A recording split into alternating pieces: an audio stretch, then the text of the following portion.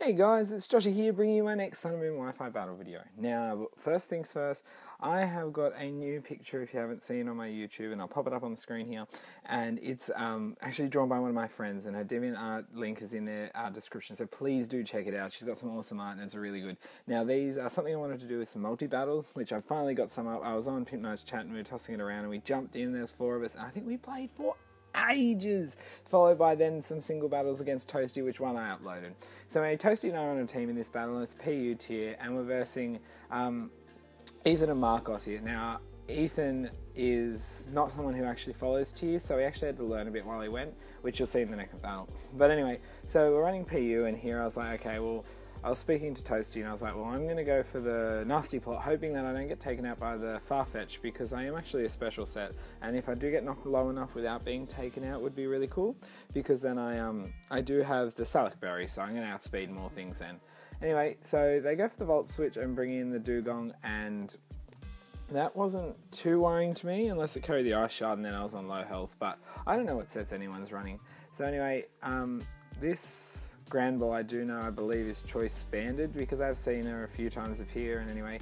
But then the Farfetch goes for the Brave Bird, and I'm like, ah, damn it. This, Farfetch actually did get a bit of a boost in attack, which is really cool this year, but I'm not going to be able to live that. So my Cacturn's going down there, so that's my first one down, and at least the Farfetch comes down with me. Now, we did do a few battles, and I've done other ones before, and sometimes I get all my 3 taken out in the first 3-4 turns, and the other person not even touched, and it can be frustrating. Anyway, I thought I'm going to bring my Maku Heater and to this battle. I thought it'd be fun. So anyway, and Sawsbuck comes in here. I thought this is actually a good opportunity. And even though I get targeted by the Sawsbuck here, I do have my Focus Sash. So I'm like, okay, well that's not too bad. And the Dugong only goes for Rain Dance. I'm like, this is good. I did tell Toasty and I was speaking. I said I'm going for the Sawsbuck because I am max HP, max attack. So anyway, the play rough, this Dugong is fairly bulky, does a nice bit of damage, but my close combat, I'm aiming straight for this Sawsbuck, and that is going to take Sawsbuck out. I was actually in the chat to this stage like, woo, fat baby got a kill. Let's look at those fat little jokes. But anyway, the Sawsbuck's going down there. Sorry, that was just stupid. So the Sawsbuck's going down there. So we actually had a really good start to this battle, and I can tell you a few others I had were nothing like this. It can just depend on communication and just how your teams match up on the battle as well. So anyway, they bring in Glaceon, and Glaceon's going to head straight for me and take out my Maku Heater, because both of them are actually weak to my close combat, and I wouldn't want to take another one either. So anyway, I'm down, and he actually goes for the dive here, which could have been a really good play, but unfortunately Toasty did decide to go for Glaceon here, which instead of having a missed turn did a lot of damage. So that would have been actually a really smart play if we did aim for the Dugong there, because I didn't see the dive coming. So here I thought, oh, I'm going to bring my Simis here. It's the last one I got left here. And I literally picked this move with 1 second left, because I was talking to Toasty. I was tossing and turning. Do I go Focus Blast? Should I kill with a Fire Blast? It's super effective. I'm Life Orb, so I probably should, but it's raining. Anyway, I got it. I hit. And I was so lucky that he didn't aim his dive on my Simisear, because Simisear would have gone down. So anyway, Granny there is going to go for the player off again, and we're going to take out the Dugong. So we've literally only got 1 left on the team, and we've got 4. And I'm like, this, sorry, they haven't got 1. We've got 2 versus our 4. So anyway, Zebstrika actually avoids the attack there, and then goes for the Volt Tackle. No, sorry, not the Volt Tackle. The Volt Tackle, that's Pikachu, you idiot. Wild Charge there, and gets a nice crit into whether it mattered or not, and takes Granny out. So it wasn't a crit. Sorry, it wasn't a crit. Sorry. My mistake. I missed. Granbull got taken out by the Wild Charge. So I go for the Focus Blast there. I actually hit this time. I take a little bit off, not too much, but then he goes for the Wild Charge again, and here is your crit, and a Heatmore is going to go down. So this was a nice little clutch time at the moment. So we came down to our last 2 here. Then Zebstrika is going to go out to the recoil damage there. So that was pretty cool. I really love seeing PU, because there's so many Pokemon you don't see, and honestly these Pokemon can be quite well off in higher tiers. So here he brings in his shiny Parasect, and I was like, oh, I could see this going really wrong. I could miss a Fire Blast, I can be put to sleep with Spore, he can attack, and then he quit, he forfeited, and I was like, oh, I don't really mind too much, but just play it out, that was unfortunate. Nonetheless, here's our next battle. So this time Ethan and Toasty were together on a team, and I was on a team with Marcos. And so this was really fun. Like, you know, this one we stepped it up to a bit, I think it was mix UU, and once again, like, Ethan had to double check. So nonetheless, that had a nice start to a team, you know, 2 order types. Even though we had the solar panel, we spoke, and I know that he's a physical set. I actually had versed this, I believe, beforehand in a single battle. But nonetheless, he was going for the bulldoze because he wanted to get the speed drop in this. So I actually went for the reflect because I'm a very original light clay prankster. Light screen, reflect, spikes, and foul play Klefki. And I'm like, the speed drop's not going to be too much of a fuss to me because I just want to set up the 2 barriers at the start, and that could be a big help. And you watch it, it really can be. So nonetheless, our solar panel, Heliolisk here, is going down there.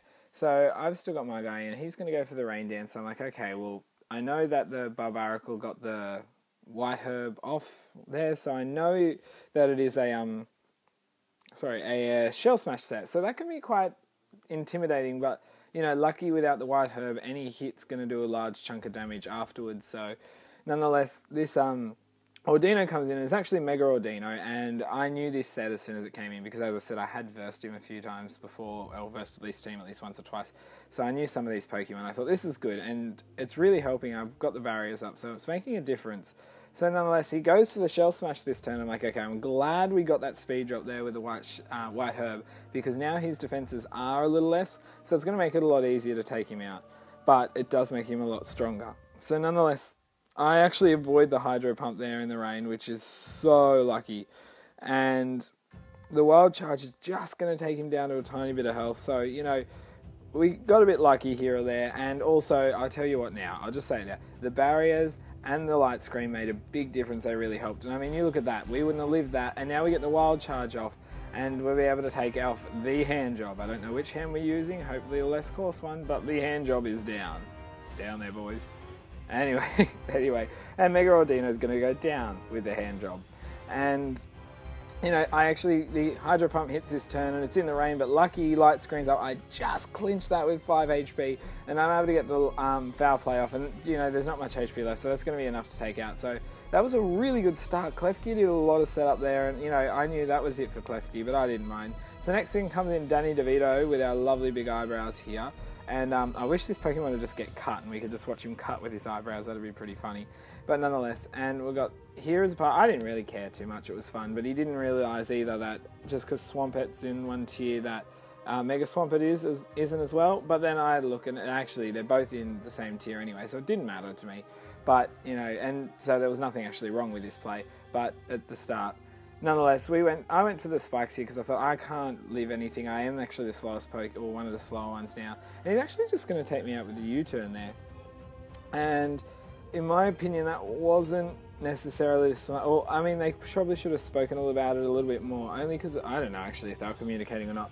Because here he brings in his Chain Smoker, which is his Torkoal, which is has Drought, which, you know, is a really good ability for him and his Domaniton, but he's got a Mega Swampert beside him, and because it was raining, this Mega Swampert actually went for the Waterfall, which now is going to do almost nothing. I mean, you know, we have our barrier, our reflect, we have our light screen up, and, you know, and that was a lovely chunk of damage. And so here I was like, okay, I think I know exactly what we need to do. I just messaged and I said, you have to hit this Torkoal again. Just go for the Torkoal. I've got the Mega Swampert. So here with the Trop Kick, that's going to be enough easily to take him out. I'm Choice Banded, and so I'm like, okay, we've got that guy out of the way.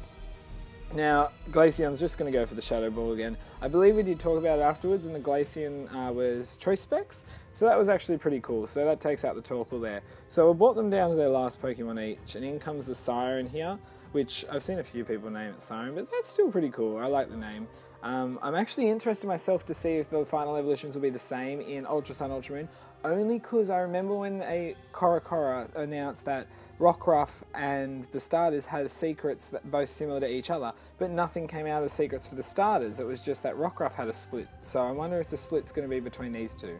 Nonetheless, I'm going to get Flare Blitz by the Domaniton in the sun. When I'm weak to it, I am down. So anyway, obviously the Primarina also went for me with the Ice Beam, but because of my because I've died, it went straight for Glaceon, and Glaceon's nice bulk generally. You know, he's mixed defenses anyway on this set. So that Shadow Ball's not quite enough to take him out, but it does do a nice chunk of damage. As I said, it gets him down low that any decent hit, or any hit really, we're going to take him out. So here I have my Pyroar left, and I was like, okay, well, I was like, and I said, okay, well, I got the Hyper Voice. I'm going to go to the Hyper Voice. It should do a nice chunk of damage, a little bit anyway. I am Rivalry, so it won't do as much against female Pokemon, so Primarina won't take that much. But I could take out Danny DeVito. But nonetheless, Danny DeVito went for the Flare Blitz, and I'm guessing because of the choice and everything, it probably could have been Choice Banded, but I'm not sure. Nonetheless, I'm going to do a nice chunk of damage there, but as I said, because I'm Rivalry, it's not going to do as much. He's going to go for the Moonblast, actually get a special attack drop on the Glaceon, which, you know, I mean, it doesn't matter in the long run. We've got 2 left. You know, it could have been different. That is Sunny, so he could have used water moves and that, and it could have gone, but my Pyroar, unfortunately, I carry the Grass EMZ with Solar Beam. Even though it was Sunny, I could have used Solar Beam.